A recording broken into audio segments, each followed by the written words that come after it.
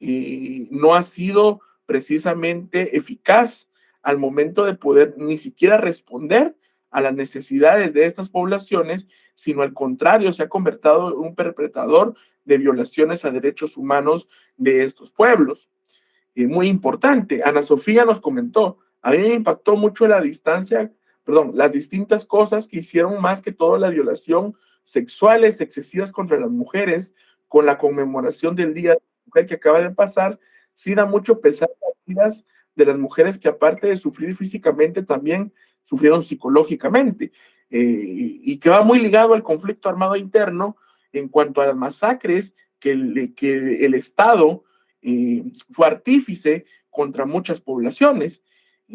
Quizás cuando estábamos hablando del despojo y que hubiéramos pensado que vamos a hablar precisamente de cuando los españoles vinieron y que fue básicamente es el momento único donde se presentó dicha situación, nos vamos encontrando que en los años 80 se vivieron de una manera muy distinta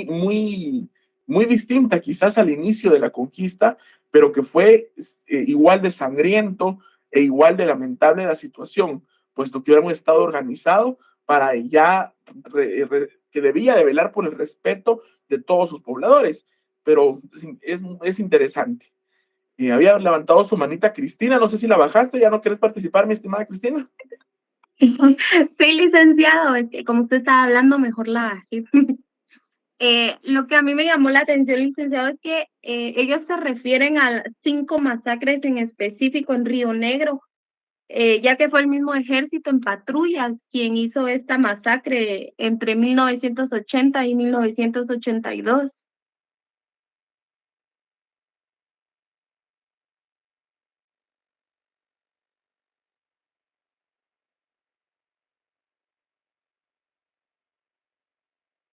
Denme un segundo, chicos.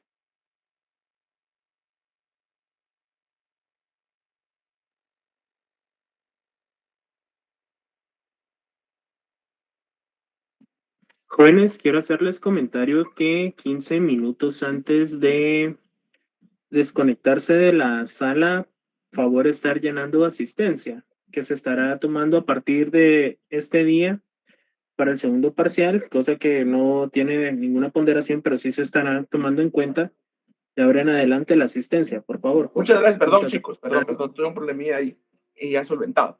Pues, Fernanda, mi estimada Cristina, perdón, también toca un tema muy relevante, ¿verdad? En la situación de todo lo que circuló alrededor del Río Negro y que sobre todo evidencia y que describe de una forma muy clara todo lo que sucedió alrededor de esa historia. Cuestión que definitivamente no, genera un pesar dentro de la población y que evidencia este documento y la violación a derechos humanos. Stephanie. Sí, licenciada, buenas noches. Yo también, aparte de la lectura, investigué en YouTube un video donde sale la historia detrás de la construcción de la hidroeléctrica Chixoy y hace mención 2 sobrevivientes de ese entonces, que los 2 responsables fueron los bancos que financiaron el proyecto, y donde también acusan al Estado y también de que ellos tenían que ocultar su idioma natal, que era el maya achí.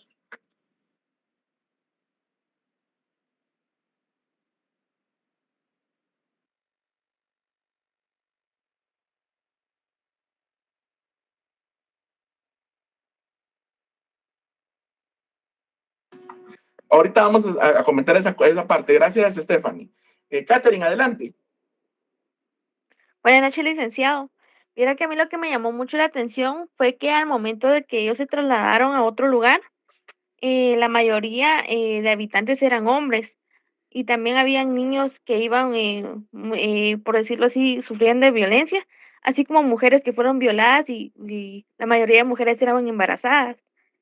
Y al momento que estaba leyendo también, el Estado se hizo responsable de algunas violaciones que cometieron, como lo puede ser la integridad de la persona.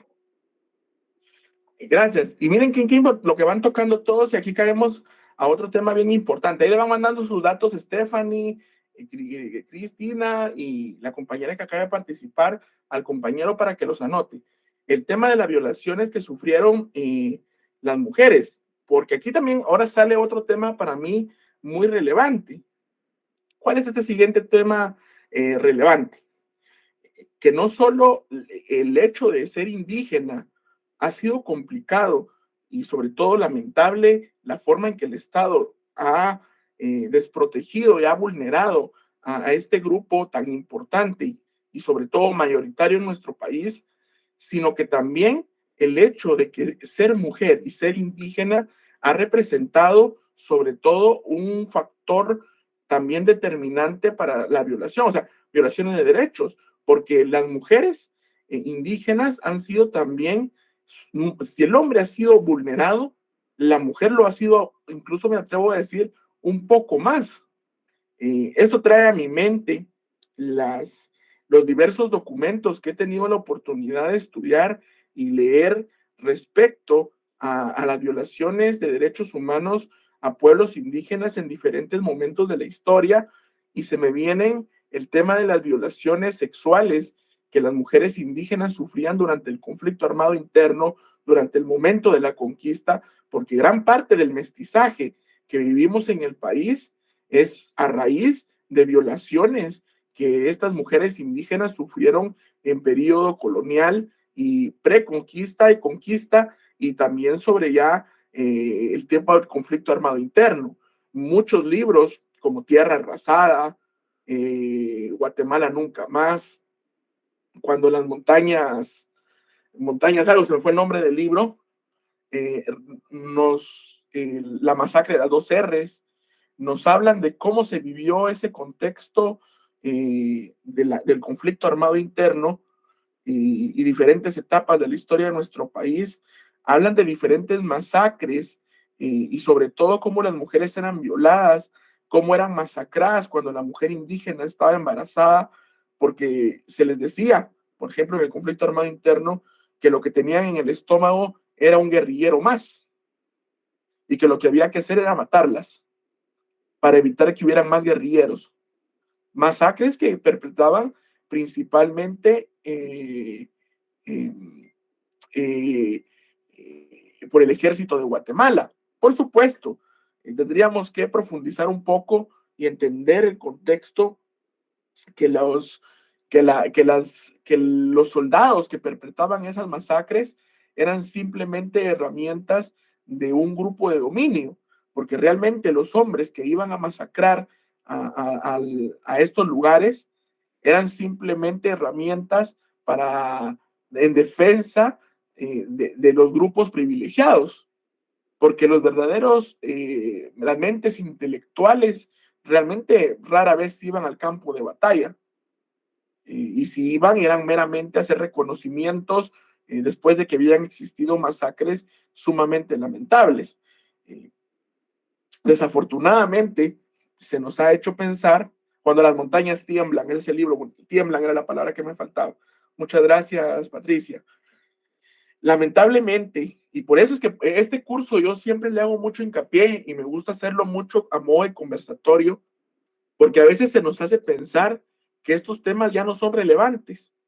Incluso nos hacen ver como hablar de la historia, hablar de la realidad social, se nos hace pensar como que es irrelevante, poco importante o poco trascendental, cuando esto nos debería servir para generar una conciencia colectiva sobre las diferentes etapas de la historia de nuestro país, y que el día de hoy seguimos tratando de ser gobernados por individuos o personas que siempre han defendido intereses sectoriales de grupos privilegiados, y que la misma falta de memoria, que no es una casualidad, porque se nos mete el chip de que recordar lo que ha pasado no es importante, porque eso ya pasó y deberíamos de no ver para atrás, pero el no ver para atrás es lo que nos ha condenado a seguir cometiendo errores uno tras otro, y que pensemos que es una casualidad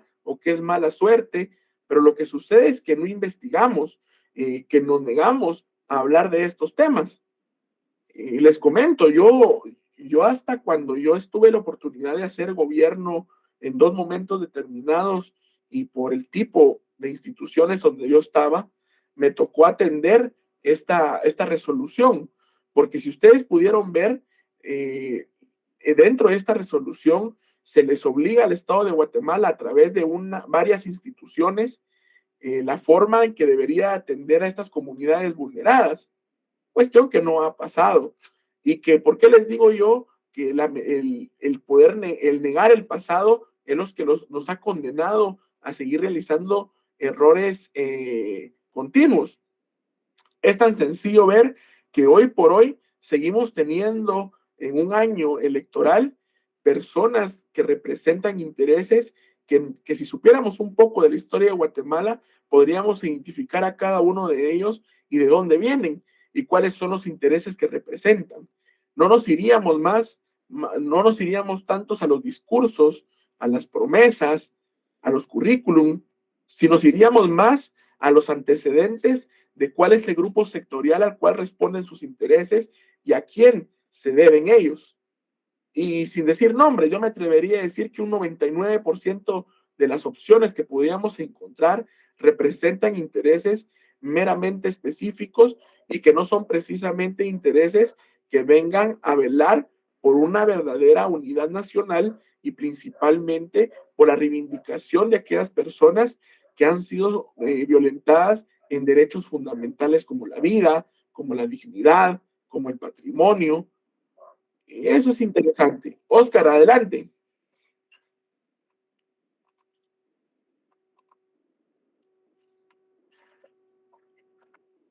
Oscar Coroy.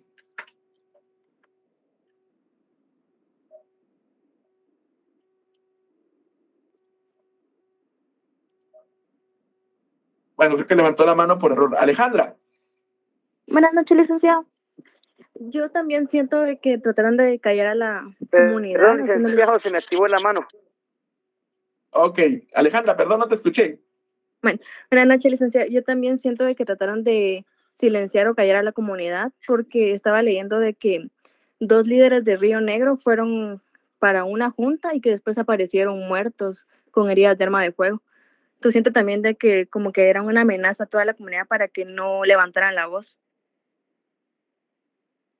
Exactamente. Y sobre todo, fíjate que ahí tocas otro tema relevante. No sé si ustedes han notado que hoy por hoy nosotros nos quejamos de que no hay verdaderos líderes. Nosotros oímos hablar quizás, ustedes escuchan oír a sus papás o quizás a sus abuelos, de que estamos sedientos de liderazgos verdaderos, de personas que no solo cuenten con una formación intelectual, sino que su actuar realmente refleje una verdadera conciencia social y un verdadero conocimiento de las profundas necesidades de nuestro país. Pero ahí nos damos cuenta qué fue lo que sucedió, en parte con lo que dice Alejandra. ¿Qué fue lo que sucedió? Durante diferentes momentos de la historia, esas personas que fueron relevantes y que el liderazgo no es algo que se pueda aprender de la noche a la mañana. Normalmente el liderazgo, esa capacidad de organizar personas, porque muchos podremos tener una conciencia social muy grande, pero no todos tenemos esa habilidad de poder organizar los grupos, un liderazgo para ser escuchados, etcétera. Esas personas que en ese momento eran adolescentes, eran jóvenes, muy jóvenes, en su mayoría fueron masacrados, fueron muertos, desaparecidos o en algunos casos exiliados. Personas que si no hubiera pasado esa represión tan grande, hoy los tendríamos nosotros seguramente ocupando espacios relevantes dentro del quehacer de nuestro país, porque hoy tendrían 50, 60, 70 años, o un poco menos quizás. Estamos hablando de los 80 y había muchas personas jóvenes involucradas. Esos serían los que nos gobernarían el día de hoy, serían los políticos que ocuparan los puestos más importantes de nuestro país, pero fueron desaparecidos. Aquellas personas que realmente sus ideales respondían a algo totalmente transparente, pues tuvieron un final fatídico. Y quiero regresar a algo que les decía. Cuando nosotros Vemos videos sobre las masacres que pasaron dentro de Guatemala, y Chixoy es parte del tema de lo que pasó con la hidroeléctrica. Nos vamos a dar cuenta que los soldados que eran enviados allá tenían una característica: ser indígenas también. Ir a matar hermanos indígenas, personas que compartían las mismas precariedades que el Estado de Guatemala les ha dado, pero sin embargo iban a matar a sus propios paisanos. Claro, por eso es que las clases dominantes siempre han utilizado la ignorancia como una de sus herramientas más fuertes. Por eso es que hasta el día de hoy no es una casualidad que al niño hoy en las escuelas, en los colegios, los materiales o las indicaciones que da el Ministerio de Educación en cuanto a los contenidos que se le debe dar a un niño cada vez contienen un poco menos de historia.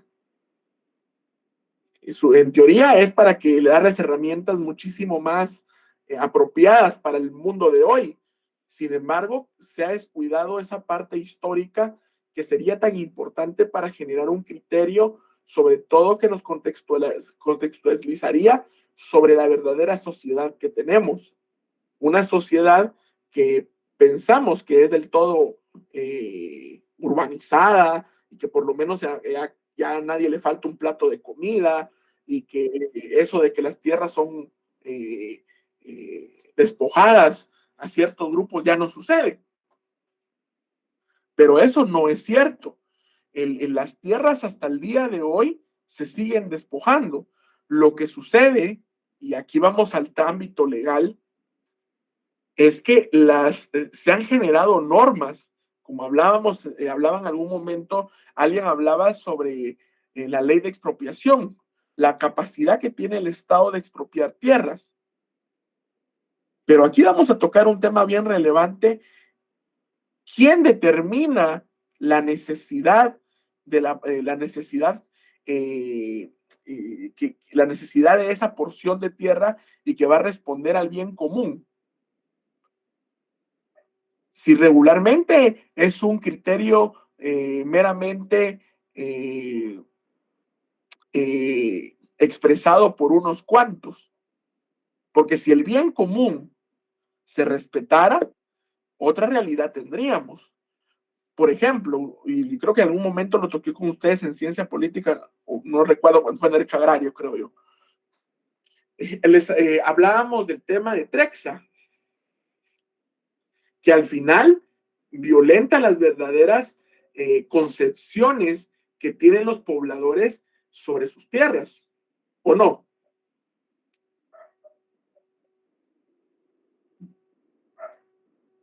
¿Qué piensan ustedes? Porque ahorita ya nos venimos a la actualidad. Yo del caso de Trexa le he venido dando seguimiento en los últimos 5 años, quizás, porque me parece sumamente interesante, tomando en cuenta cómo las comunidades, o muchas de ellas, están abiertamente en contra de la colocación de esas torres de energía eléctrica. Sin embargo, bajo artimañas legales, se han quedado con su voluntad de colocarlos en algún lugar. Pero ahora yéndonos a la actualidad, ¿ustedes qué opinión les merece eso? ¿Creen ustedes que de cierta forma también se está nuevamente ejecutando el despojo a ciertas comunidades? ¿Qué piensan ustedes? Catherine. Licenciado, yo pienso que sí, porque yo hace 2 años hice un proyecto hablando de la empresa de Trexa, y estábamos investigando que en distintas comunidades muchas personas no sabían de estas torres que se habían colocado. Incluso conocimos a un señor que en su terreno colocaron estas torres, y aparecieron con un documento que él no era dueño de esta propiedad, sino que ya la empresa era dueña del terreno. Sí, ahora se da el despojo de otras maneras, ¿verdad ustedes? Ahora, a pesar de que creeríamos que existe la certeza jurídica sobre la propiedad, cuestión que está reservado principalmente a dos instituciones. El velar de gran manera por tener un control debido de la tierra en Guatemala. A ver, ¿cuáles son esas dos instituciones que se deben de encargar por la certeza jurídica de la tierra en Guatemala?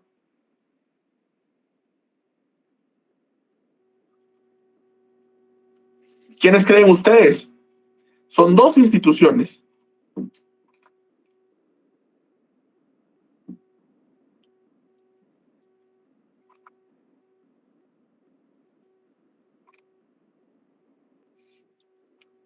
Le voy a dar un punto a quien me diga.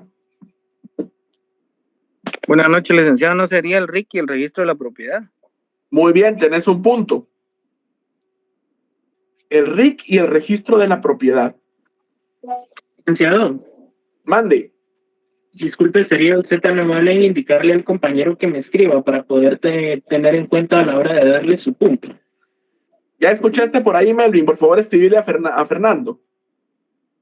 Muy bien, gracias. Efectivamente, hay instituciones que deberían de velar por la correcta tenencia y la protección a la propiedad privada. Pero en Guatemala sigue existiendo una conflictividad fuertísima por la tierra y que responde a intereses sectoriales y sectores específicos. Ahorita les toqué el tema de Trexa, pero nos podemos ir a hablar de otros temas que definitivamente también nos hablan de lo mismo. Podríamos hablar del caso de la minería en el Estorizabal, que yo les toqué el tema hace unos días, y cómo las poblaciones indígenas se han manifestado en contra de la colocación y la explotación minera en esta región.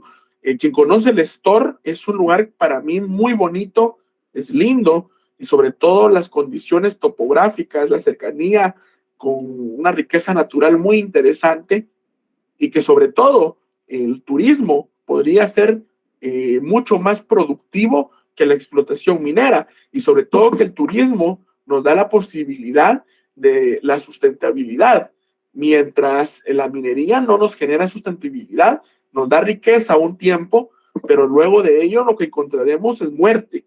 ¿Por qué? Porque regularmente es minería a cielo abierto, y que principalmente los pueblos, con su derecho humano a la autodeterminación, el derecho a tomar sus decisiones, el derecho a que se les consulte, sobre todo en situaciones tan delicadas como lo es la minería, que sabemos contamina agua, genera pobreza y un montón de situaciones a largo plazo.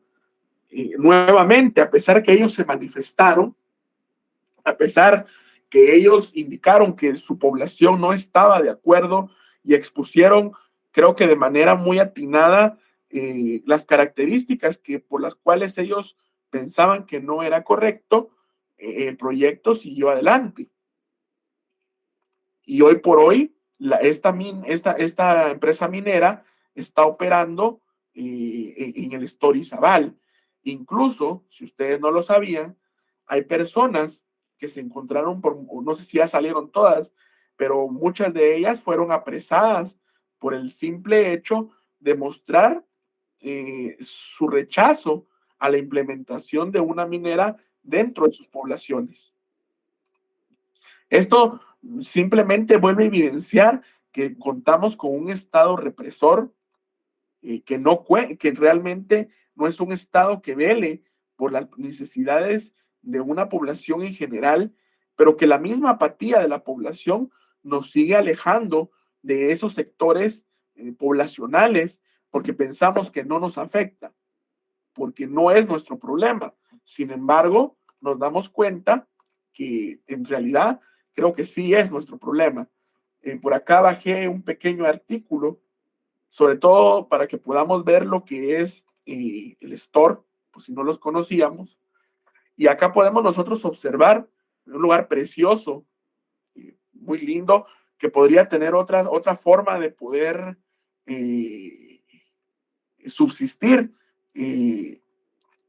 Hicieron una consulta popular de todas las poblaciones que salieron y que podrían salir afectadas. Acá podemos ver las personas que estaban organizando la misma. Acá estamos viendo cómo la población alzó su voz. Vemos la característica principal que la vestimenta nos indica que se identifican como una población indígena.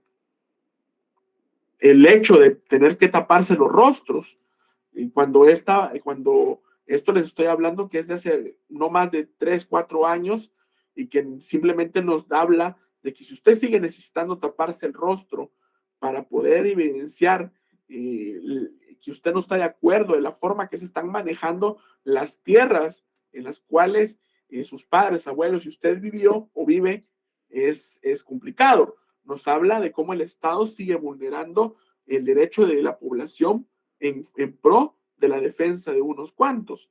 Encontramos, es evidente, la situación en la cual vive esta niña, y que nos habla que evidentemente es una niña que está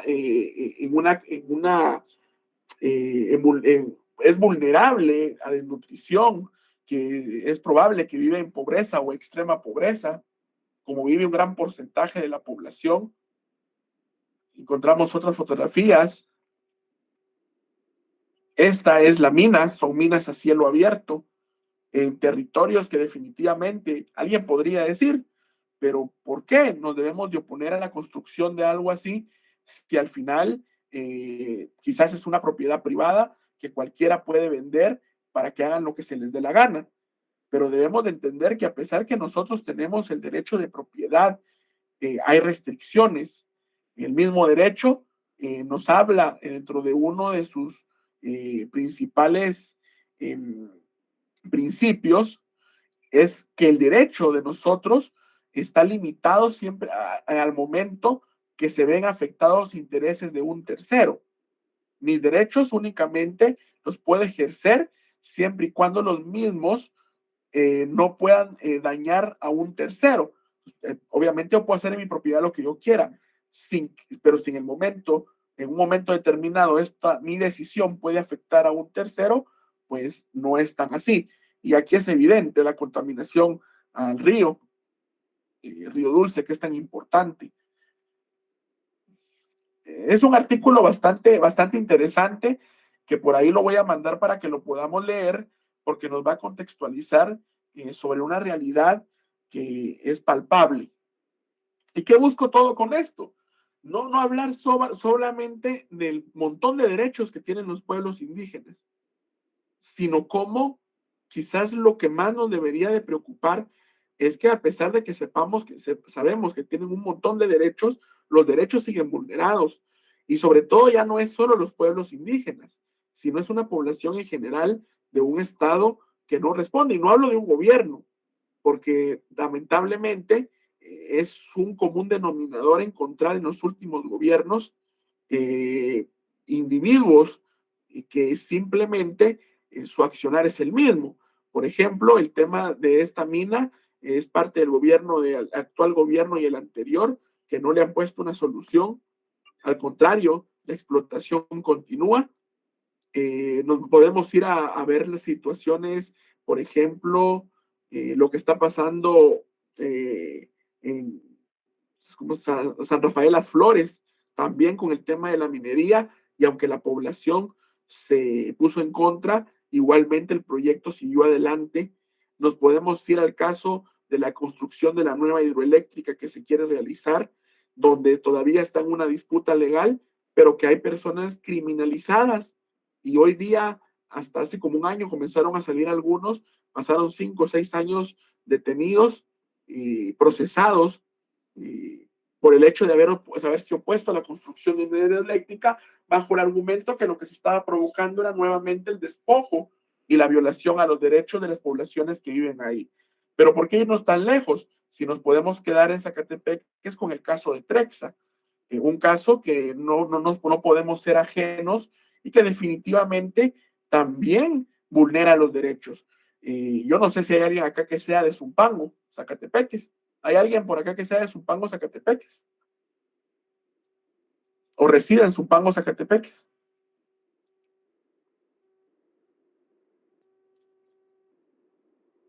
Bueno, yo recuerdo hace un tiempo cómo se hizo una consulta popular en ese municipio y la votación fue 97%, 98% en contra, con un 3%.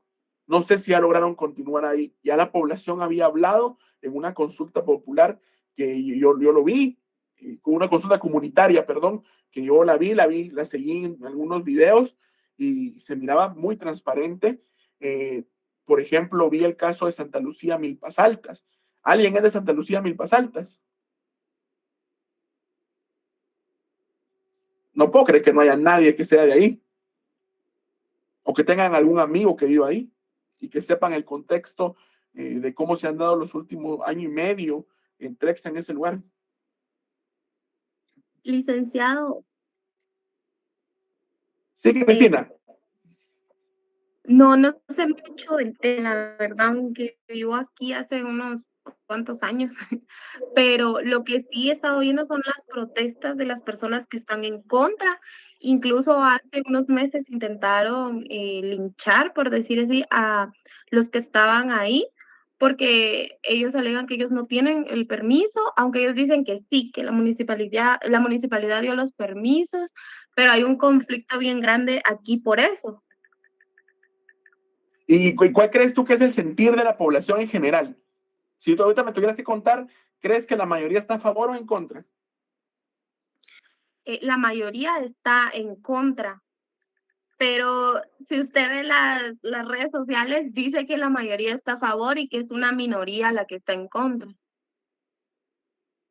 Sí, porque, y miren qué interesante, porque las redes sociales se han convertido y los medios de comunicación responden a intereses. Ya por eso siempre les digo que con los medios de comunicación, cualquiera que sea de su preferencia, como ustedes no creo, no sé si hice ese ejercicio, como usted ya creo que fue virtual cuando les di ciencia política, por ende, no hicimos un ejercicio que para mí es muy importante, que es identificar cómo los medios de comunicación mienten y no son transparentes en totalidad, porque los medios de comunicación responden a los intereses del dueño. Nadie va a hablar mal del grupo donde el dueño de un periódico pertenece. Los medios de comunicación subsisten a través de publicidad, subsisten por medio de patrocinios o de personas que los financian. Y obviamente usted no va a hablar mal de un financista. ¿Usted cuándo ha visto un medio de comunicación guatemalteco que hable mal de las conductas monopólicas, por ejemplo, de Cementos Progreso? Cuando sabemos que en Guatemala hay conductas monopólicas. Por ejemplo, ahorita toqué el tema de Cementos Progreso. En San Juan Zacatepeques hubo un movimiento muy fuerte porque no querían a la cementera, por la forma en que ellos procesan el cemento, que eso hace mucho daño no solo al ambiente, sino a las personas que están alrededor. Sin embargo, eso no habló nada y los medios de comunicación no le daban cobertura. ¿Por qué? Porque obviamente sabemos cuánto, por lo menos en un medio escrito, cuánto cuesta una página full color ciertos días de la semana.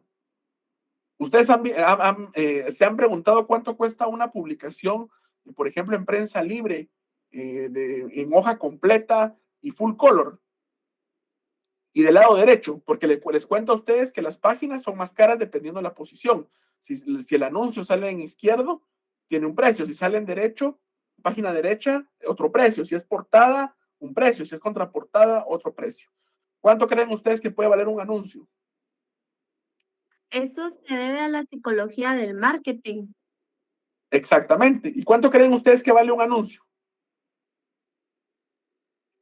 Por darme un precio. Tal vez como unos 10,000, licenciado, Ok, porque dependiendo de la una época. vez averiguamos con mi papá para hacer un anuncio en una radio y eso nos dijeron que nos cobraran 10,000 solo por exagerado 1 minuto o 2 minutos. Imagínate, 10,000. Yo una vez, en un trabajo, cuando empezaba a ser procurador, fui procurador a mucha honra, en el trabajo me mandaron a pagar una publicación y se pagaron 57,000 por una página de publicación. No era full color, era blanco y negro. O sea que el color era más caro. Solo para que se hagan una idea. Y nunca se han dado cuenta ustedes que, por ejemplo, Cementos Progreso a veces saca páginas de publicidad y lo único que hacen es poner el logo con un fondo verde. ¿Lo han visto alguna vez? Kimberly, adelante. Licenciada, buenas noches. Yo he ido a hacer publicaciones, pero en el Diario de Centroamérica, y ahí cobran 1,200 por cada publicación. Sí, ese no está caro, porque como es estatal, son un poquito más cómodos los precios. En el caso que yo fui fue a Prensa Libre. Patricia, adelante. Licenciado, buenas noches. Haciendo una aportación, un comentario. Fíjese que es interesante también cómo estas empresas logran como hasta cierto punto actuar psicológicamente en las personas de los diferentes lugares a donde ellos van y abren estas empresas. Porque le comento, hace como unos 3 años yo estuve en una de las comisiones de turismo de aquí de Zacatepeques, y se estuvo dando como unas capacitaciones en todo el ámbito turístico, cómo promover, cómo hacer crecer más los negocios. Pero me pareció interesante porque esa vez nos visitó aquí en Zacatepeques, precisamente en Antigua, una delegación que venía de donde está la mina Marley.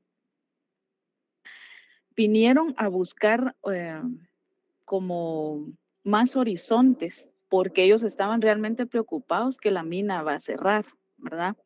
Y para ellos comprendía una gran falta de dinero a sus hogares, decían, porque ellos arrendaban cuartos, vendían comidas, incluso tenían a trabajadores dentro de las familias, y eso les representaba a ellos bastante ingreso económico. Entonces ellos estaban muy preocupados por el cierre de la mina y venían a buscar cómo se les podía apoyar a ellos, ya que la Antigua es como que el centro de lo turístico, para ellos promoverse y no dejar de percibir esos ingresos para que el pueblo se siguiera manteniendo, ¿verdad? E incluso se unieron empresarios de allá, de las gasolineras, representantes, COCODES, porque estaban ellos con ese temor de ese dinero que iban a dejar de percibir. Sí, bien interesante. Y el problema es que la minera seguramente iba a cerrar o iba a dejar de operar porque ya no era viable, porque seguramente ya explotaron de buena manera el lugar y ya no estaba produciendo para hacerlo rentable. Oye, entonces buscan nuevos lugares de exploración, pero es el problema, que no es sustentable. El momento bueno es una época. Y sobre todo el no respeto a la voluntad de las personas, al grupo. Y con esto cierro. Trexia, que es el caso más cercano, y con los medios de comunicación obviamente van a responder con el que paga patrocinios. ¿Quién va a hablar mal de quien me paga, verdad ustedes? ¿O quién va a hablar mal acá del lugar donde trabaja? Quizás en lo interno, con su mamá, con su papá, con su esposa, su esposo, pero usted no va a hablar abiertamente porque sabe las repercusiones. Ya no lo van a contratar en los medios de comunicación. Y ellos subsisten. Los medios de comunicación es lo que tenemos que tener claro. Ellos no viven de que nosotros compremos la prensa, que veamos las noticias en la internet. Ellos viven de los que pagan patrocinios y entonces responden a los intereses de ellos. Entonces, lo que vemos en internet, lo que nosotros vemos en cualquier lado es la mitad o menos de la mitad de la verdadera historia. Simplemente está defendiendo los intereses de alguien. ¿Y cuando ha visto usted a un pobre poder tener el acceso a poner un medio de comunicación? Los medios de comunicación generalmente pertenecen a grupos de personas que han sido oligarcas o de grupos privilegiados toda la vida. Bueno, chicos, habemos conectados, ¿cuántos? 74. Hoy faltaron bastantes. Se me escondieron por el tema de la prueba, pero yo avisé. Y soldado avisado no muere en guerra. Entonces, Fernando, si me hicieras favor de colocar el formulario de asistencia ahorita en el chat. La asistencia de hoy tendrá un valor de 5 puntos. Las personas que participaron, todo aquello que participó, va a tener, por favor, le mandan su nombre. No me vayan a mentir, va, ustedes, porque yo como esta es una cuenta premium que se utiliza en mi oficina, estas cuentas tienen la facilidad de que siempre me mandan un registro de quiénes levantaron la mano y me pasa un resumen de la reunión. Por ende, no me vayan a tratar de mentir. Igual le dicen a mi amigo Fernando, las personas que participaron van a tener sus 5 puntos de haber estado. Y ahorita ya no acepto a nadie. Miren qué barbaridad ustedes tratar de ingresar a esta hora. Van a tener 2 puntos más. O sea, sus 5 puntos más 2 puntos, por favor, Fernando. ¿Entendido? Por favor, compañeros, los que interactuaron el día de hoy en la clase, hacerme llegar sus datos personales a mi WhatsApp, por favor. Y en estos momentos estarán ingresando el link para su asistencia. Por favor, hay 75, menos mi amigo Fernando, son 74. Si hay una persona más de 74 que llene el formulario, se anula la actividad.